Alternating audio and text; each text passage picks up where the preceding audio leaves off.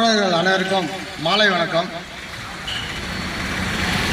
ஒரே நாடு ஒரே தேர்தல், இதனால என்ன பயன்னு அந்த எதிர்த்தரப்பு RSS பிஜேபி முன்வைக்கிறாங்கன்னா, செலவு மிச்சம் பண்றோம், 4000 கோடி ஆகுது ஒரு தேர்தலுக்கு, அதை மிச்சம் பண்ணி மக்களுக்கு நல்லது பண்ணுவோம் அப்படின்னு பிரச்சாரம் பண்றாங்க. ஆனா எதிர்த்தரப்பா இருக்கிற நாம அதை எதிர்த்து பிரச்சாரம் பண்றோம். அவன் மக்கள் மனசுல தெளிவா எப்படி ஒரு வீட்டில் ஒரு பொருளை மிச்சம் பண்ணா அது ஒரு செலவு மிச்சமாகும் அப்படின்ற எளிமையா மக்கள்கிட்ட கொண்டு போறான். ஒரே நாடு ஒரே வேலையை தானே முடியுது அப்படின்னு. இதுல இருக்கிற பாதகங்களை நாம மக்கள்கிட்ட அடியில் வரைக்கும் கொண்டு போக வேண்டிய வேலை இருக்கு. நம்ம இடதுசாரி தோழர்கள்ட்ட என்னன்னா, அவன் சொல்றான் 4000 கோடி மிச்சம்னு. அதை எதிர்த்தரப்பு இருக்கிற இப்போ எங்க நண்பர்களே இப்ப கேட்கறாங்க, போலீஸ் நண்பர்களே இருக்கிறாங்க, பின்னாடி கேட்கறாங்க, ஏன்பா 4000 கோடி தானே மிச்சமாகுது, ஏன்பா இதுக்கு போராட்டம் பண்றீங்க அப்படின்னு ஐயா கேட்கிறாரு. நாம சொல்றோம் 4000 கோடி மிச்சமாகுது. போன வாரம் விக்கிரவாண்டியில கைது பண்ணிட்டு ஐயா சொன்னாரு, 35 பேரை வார்டு பிரிக்கிறதுக்கு கைது பண்ணாங்க போன வாரம். இதே மாதிரி அது ஆப்போசிட்ல நாங்க இந்த சட்ட திருத்தங்களுக்கு எதிராக போராட்டம் நடத்தணும். இதெல்லாம் எங்கப்பா வரப்போகுதுன்னு அதே ஐயா தான் சொன்னாரு. இப்ப யார் கேட்டாரோ அதே ஐயா தான் பின்னாடி கேட்டாரு அன்னைக்கு. இப்போ அவரு சொல்றாரு, போன வாரம் என்ன சொல்றாருன்னா, BNS சட்டம் போட்டுனா உங்களுக்கு வேலை போயிடும், மேல மண்டபத்தில் இருக்கிற இளைஞர்களை மிரட்டுறாங்க, விக்கிரவாண்டியில சம பக்கம் அதிகாரத்தை கொடுக்கணும், தாழ்த்தப்பட்டவர்களுக்கும் இதுக்கும் திட்டமிட்டு ஆதிக்க வர்க்கத்துக்கு போற மாதிரி அங்க செயல்படுத்துறாங்க. அது அங்க இருக்கிற நபர் போலீஸ்க்கு பிரஷர் கொடுக்கிறாரு, உடனடியா அவங்க உண்ணாவிரதம் இருக்கிறாங்க. அப்படி இருந்து அந்த BNS சட்டத்தை வச்சு மிரட்டுறாங்க. இதுதான் சொல்றோம். அங்க ஈஸியா அவன் சைன் பண்ணி நடைமுறைக்கே இன்னும் சரியா வரல. லாயர்களுக்கு ஒரு சில இது தெரியல, இப்பதான் அப்டேட் ஆகிறாங்க. ஆனா போலீஸ் கரெக்டா அதை பிடிச்சிக்கிட்டு BNS சட்டத்தை போட்டுருவோம். சாலை மறியல் பண்ணினா ஒன்னால எங்கேயும் வெளியில வர முடியாது, உடனே பாஸ்போர்ட் கிடைக்காது, வேலை கிடையாது. ஏன்னா நாங்க எல்லாம் 80,000 சம்பளத்துல கலெக்டர் ஆபீஸ் தானே வேலை செய்யறோம். உடனே மிரட்டுறாங்க. இது போன வாரம் நேரடியா நாங்க பார்த்தோம், நாங்க தோழர்கள் எல்லாம் பார்த்தோம். அவங்க தீர்க்கமா நின்று நாங்க எந்த பிரச்சனைக்காக வந்தோமோ அந்த பிரச்சனையை தீர்வு காணாம நாங்க போக மாட்டோம். முதல்ல பயந்தாங்க, அதுக்கப்புறம் சரியா அதை புரிஞ்சுக்கிட்டு அந்த மக்கள் போராட்டம் பண்ணி அதை தடுத்து நிறுத்தினாங்க. இதுதான் மக்களுக்கு புரிய வச்சுட்டோம்னா இது உடனடியா தீர்வு காண்றலான்றது நாங்க போன வாரம் பார்த்த அனுபவம். இந்த விஷயத்த நாம மக்களிடையே கொண்டு போக வேண்டியது. 4000 கோடி மிச்சம் பண்ற 14,000 கோடி இந்த 2 வருஷத்துல தள்ளுபடி பண்ணிருக்கிறார். இந்த கேள்விய எப்படி அதை பிரச்சாரம் பண்ற வராம பிஜேபி RSS காரன் பிரச்சாரம் பண்ண வரானா, 4000 கோடி மிச்சமாகுது, 16 லட்சம் கோடி எங்க போச்சு அப்படின்னு நம்ம கேள்வி எழுப்ப மக்களுக்கு அரசியல் படுத்த வேண்டியது இருக்கு. ஒரு படம் வந்திருக்கு, விடுதலை 2ன்னு. அந்த படத்துல நமக்கு மாற்று கருத்து இருக்கலாம், இடதுசாரிக்கு ஒரு சில விஷயம் மாற்று கருத்து இருக்கலாம். ஆனா அந்த படம் சொல்வது அனைத்தும் உண்மை சம்பவம். அதை திட்டமிட்டு பார்க்காதீங்கன்றாங்க. இங்க இருக்கிற தோழர்கள பாத்தீங்கன்னா தயவு செய்து அந்த படத்தை போய் பாருங்க. அந்த படத்துல மாநில சுய நிர்ணயத்தை பத்தி ஒரு புத்தகம் வெளியிடுறாங்க அந்த கேரக்டர். அதேதான் இங்கேயும் வருது. இவன் மாநில சுயாட்சியை முற்றிலும் பறிக்கும் வகையில இந்த சட்டத்தை கொண்டு வரான். சட்டத்தை கொண்டு வந்துட்டு நடுவுல தமிழகமும் கேரளாவும் கண்டிப்பா அவன் தழகே நின்னாலும் ஆட்சியை பிடிக்க முடியாது. அதை எப்படி அவன் நிறைவேற்றுவானா, உடனடியா MLA இதை விலைக்கு வாங்கி ஆட்சி கவிழ்ப்பு செய்வான். ஆட்சி கவிழ்ப்பு செஞ்சா எலெக்ஷன் வருமா, மறுபடியும் நேர்மையான கட்சி வரும்னு நினைக்கிறீங்களா? வராது.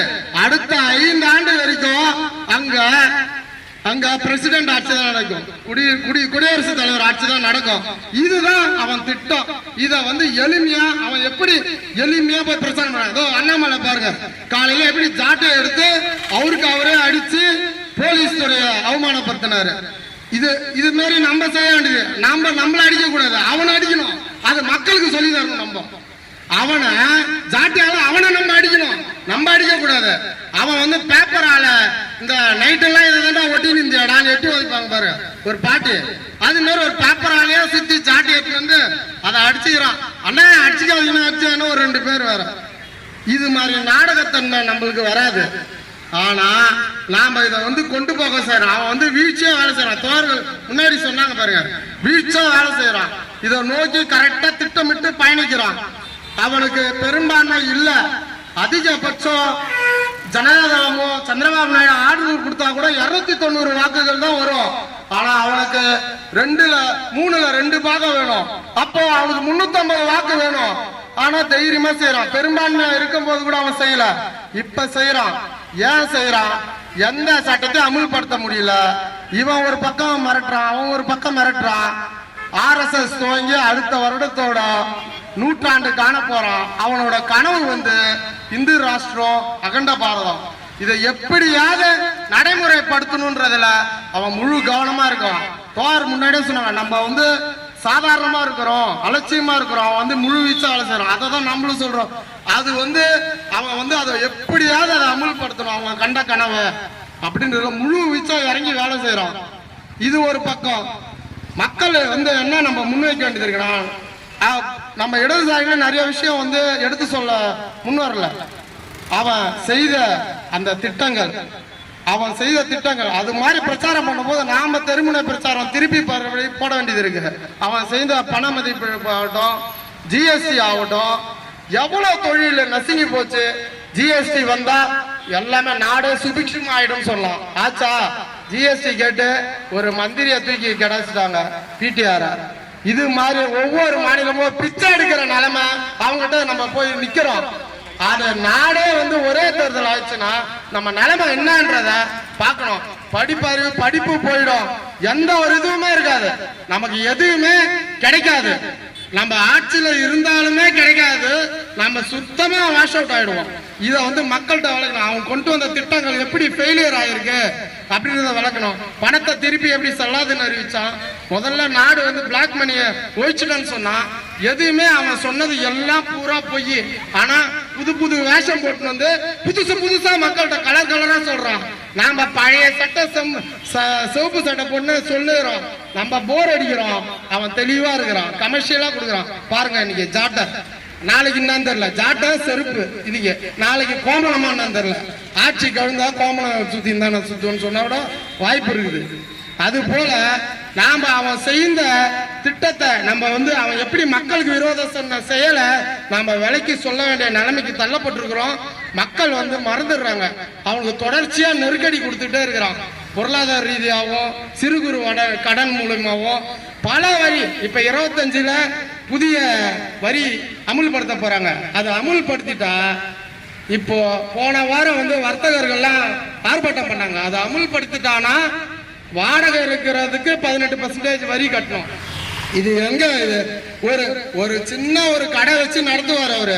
அவருக்கு 5000 ரூபாய் வாடகை கொடுக்குறாருன்னா அதுக்கு 15%, அதுக்கு 650 ரூபாய் அவர் வரி கட்டணும். அந்த வரி யார் தலையில விடியும்? மக்கள் தலையில தான் விடியும். இது அவங்களுக்கெல்லாம் நம்ம புரிய வைக்க வேண்டிய நிலைமை இருக்குது. தொடர்ச்சியா அந்த பிரச்சாரத்தை கொண்டு போனோம். அவன் செய்த ஊழல்களை, அவன் திட்ட ஃபெயிலியரை நம்ம சொல்லிட்டோம். அவன் செய்த ஊழல்களை நம்ம பட்டியலிடணும். ஒரே ஒரு விஷயத்தை வச்சு அவன் எப்படி 5 வருஷம் வந்து ஒரு ஆட்சியே காலி பண்ணலாம். ஒரு ஸ்பெக்ட்ரம் ஒரு இதை வச்சு அவன் பல லட்சம் கோடி ஊழல் பண்ணிக்கிறான். ஆனா மக்கள் மனசுல எதையுமே தங்காத அளவுக்கு பாத்துக்கிறான் பாருங்க டேலண்டா. அவன் இடன்பேக அறிக்கை ஊழல், அது எவ்வளவு பெரிய ஊழல், 30 லட்சம் கோடி ஊழல் பண்ணிட்டு அவன் அதானியோட ஃபங்க்ஷன்ல போய் கலந்துக்கிறான். இதுதான் இன்னையோட நிலைமை. இதே ஒரு திமுக ஒரு போட்டோ எடுத்துட்டாருன்னா அதை 3 நாள் விவாதமாக்குறான். 30 லட்சம் கோடி ஊழல் பண்ணாரோட ஃபங்க்ஷன்ல இவன் போய் கலந்துக்கிறான் ஒரு பிரதமர். ஆனா நாம பேசுறோமா? இந்த ஊடகம் வந்து அதை பேச மறுக்குது. எல்லா துறையும் கைப்பற்றிட்டான். CBI, எல்லா இன்கம் டாக்ஸ், இப்ப தேர்தல் ஆணையம் புதுசா அதுல இணைஞ்சிருக்கு. எல்லாமே பண்ணிட்டு எதுக்கு தனித்தனியா அடிச்சுக்கினேன்? ஒரே அடியா போடுறான் வார்த்தை. தங்க முட்டையும் வேணாம், ஒண்ணும் வேணாம், போடு, ஒரே போட்டு ஒரே நாடு, ஒரே தேர்தல், ஒரே சுடுகாடு. இதுதான் அவங்க திட்டம். இது புது தலைவரை அவன் உருவாக்கி வச்சிருக்கிறான். RSS கைக்குலிகளை அவன் தாழ்த்தப்பட்டவர்ல இருந்து மிகவும் தாழ்த்தப்பட்டவர்ல இருந்து எல்லா பிரிவுலையும் வச்சிருக்கிறான். அவன் யாரு எதிர்க்கிறாங்களோ அதுக்கேற்ற ஸ்ட்ராட்டஜி ஃபார்முலா ரெடியா இருக்கிறான். நம்ம கிட்ட என்ன இருக்கு, நாம வந்து தொடர்ச்சியா பிரச்சாரம் பண்றோம் மக்கள் இடத்துல போய். ஆனா அவன் தொடர்ச்சியா நம்மளும் வந்து புது ஃபார்மேட்டை இது பண்ணி கூட்டரச ஜனநாயக கூட்டரசை நிறைவேறதுக்கு என்ன திட்டம்ன்றத அனைத்து கட்சியும் சேர்ந்து இந்த பாசிச கும்பலை விரட்டி அடிக்காம நாம ஒருபோதும் இதை முறியடிக்கிறது சிரமமா இருக்கும். ஜிஎஸ்டிக்கு இப்படிதான் போராடணும், அவன் இம்ப்ளிமெண்ட் பண்ணான். நீட்டுக்கு இப்படிதான் போராடணும், இம்ப்ளிமெண்ட் பண்ணிட்டான்.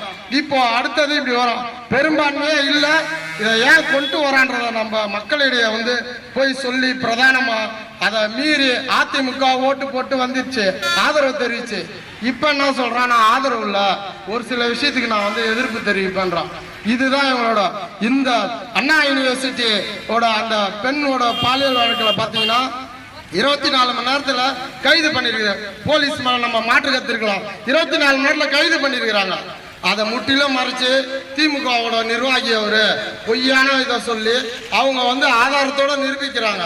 24 கைது பண்ணி அதை எஃப்ஐஆர் ரிலீஸ் பண்ண இவங்களை சஸ்பெண்ட் பண்றான் அப்படின்னு கமிஷனர் பேட்டி முதல்ல எல்லாமே கொடுக்குறாங்க. ஆனா அதை மாற்றி தன் பக்கம் வந்து இன்னைக்கு ஃபுல் நிகழ்வும் இருக்கணும், அதை எப்படியாவது சட்ட ஒழுங்கு பிரச்சனை ஏற்படுத்தும் இந்த பாசிச கும்பல். இது திமுக காரனுக்கு அக்கறை இல்லாம இருக்கலாம், ஆனா இந்தியா கூட்டணி ஆயிடுச்சு நாங்க பிரச்சாரம் எங்களுக்கும் அந்த பங்கு இருக்கு.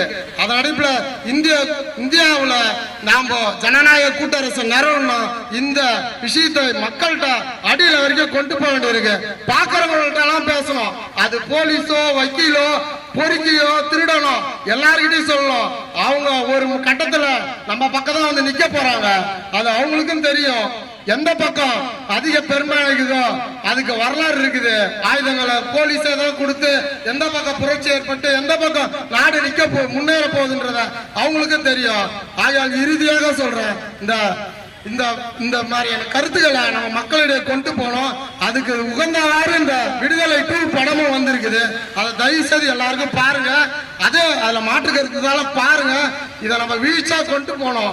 RSS கார திட்டமிட்டு RRR, காஷ்மீர் ஃபைல்ஸ் இது போன்ற படங்களை திட்டமிட்டு எடுத்து நம்ம மேல திணிக்கிறோம்.